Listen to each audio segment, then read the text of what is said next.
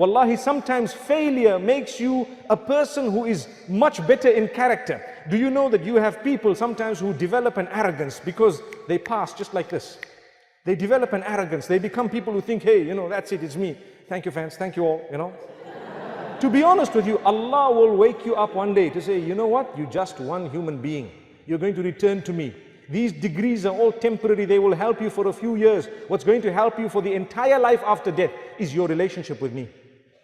We're not saying don't become whatever you want to become. Become, but understand that will only help you when you serve Allah through your field, over and above serving Allah through what He has made obligatory upon you. So how I start as a Muslim, if I want to follow Muhammad sallallahu alaihi wasallam, I will start off with my obligations. I'll be a good Muslim. I'll try my best to fulfill my salah, to dress appropriately. My social relations need to be pure and clean and so on. I need to treat people with respect and what have you. Over and above that, if I am, for example, a doctor, I will ensure that I am honest, trustworthy, hardworking. I serve dedicatedly, Muslim, non-Muslim, whoever it is. Even if you're a veterinary, you could enter paradise through that. Do you want to hear the evidence? People say, what? You mean I just look after dogs and I can enter heaven? The answer is perhaps, yes, it could be. If your intentions are right and you're doing it with the right reasons, compassion, being compassionate towards these animals, it's something great and grand.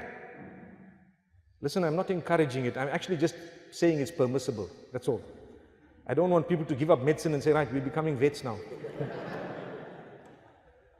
Because if you take a look at the hadith, it's the third time I'm mentioning it in this season of my presence in Cape Town, of the woman who entered Jannah because she quenched the thirst of a dog.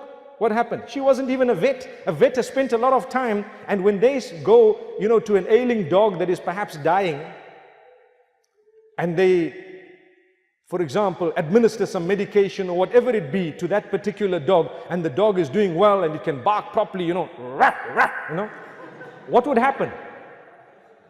Subhanallah. You weren't expecting that, were you? MashaAllah.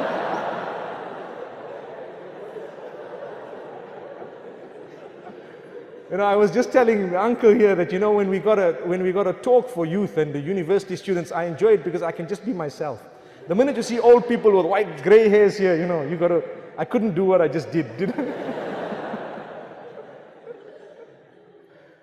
But the point is, you get happy because the dog is once again on his feet, walking around, wagging its tail, whatever, and it's gone.